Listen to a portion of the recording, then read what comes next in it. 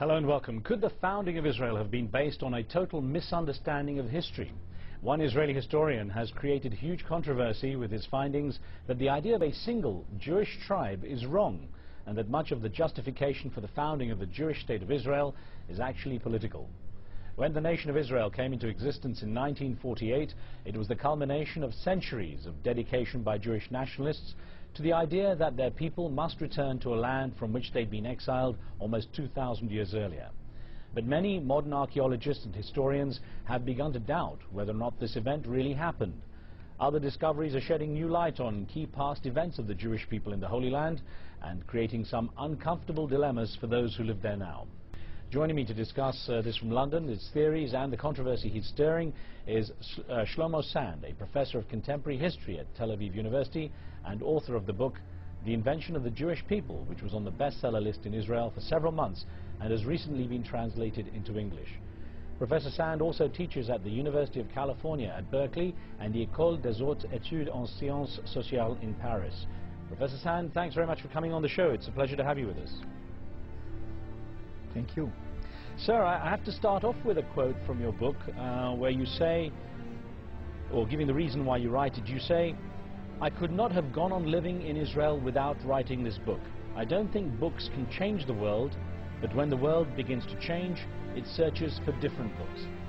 Considering what you've written in this book, you can't be very popular among many Israelis right now, and I wonder what difference you think you're going to make putting these views forward. What difference will it make to the situation in Israel? As I said, I am not sure that books can change the world. But, you know, with this conflict, without ending, this conflict, I have a pessimist position. But I thought that it's very important to say something about myth that give birth to the Israeli state, and why this myth that helped to create Israel, this same myth can destroy Israel. You see, this ethnic myth. And this is a part of my book.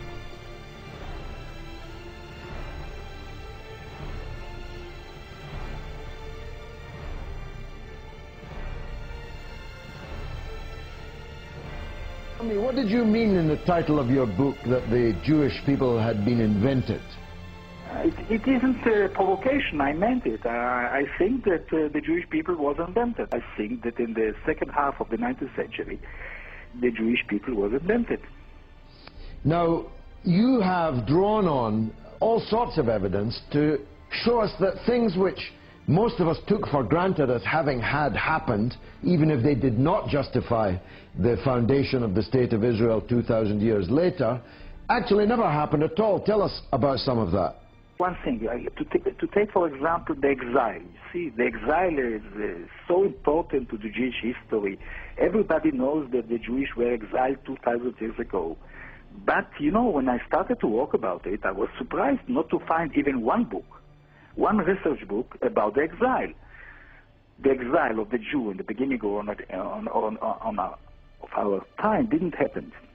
Now, it shocked a lot of people. It shocked myself when I started to work about it, but the Jewish were never exiled from Palestine.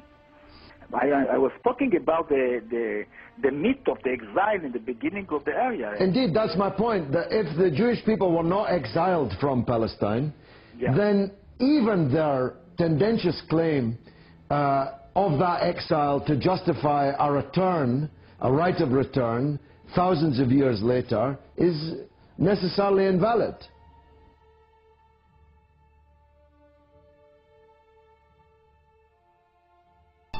Basel in Switzerland have possibly something to do with how it all went wrong. Basel was the setting for the first Zionist convention in 1897.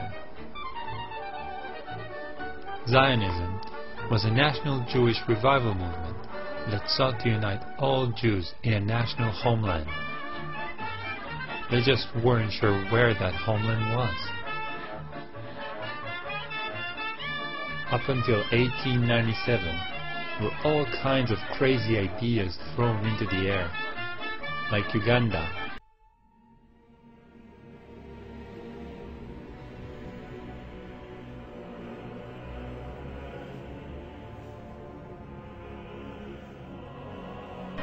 In Basel, however, the Zionist movement decided on an ideal and historically relevant location: Palestine.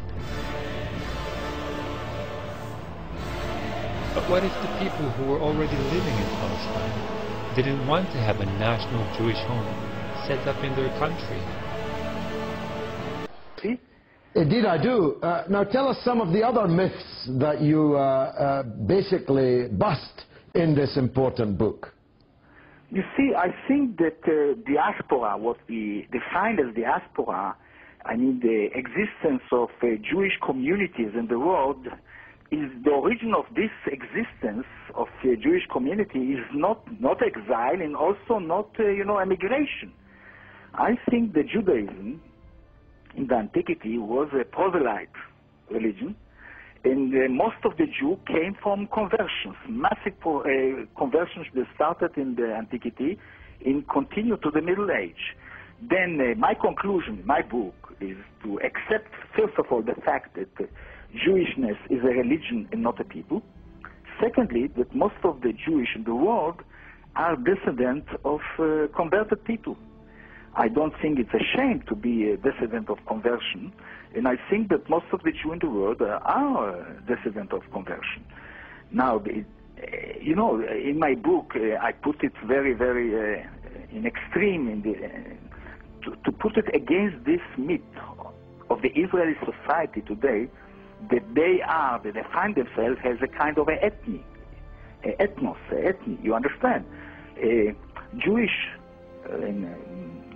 most of the Israelis believe that they are a direct descendant of the kingdom of David.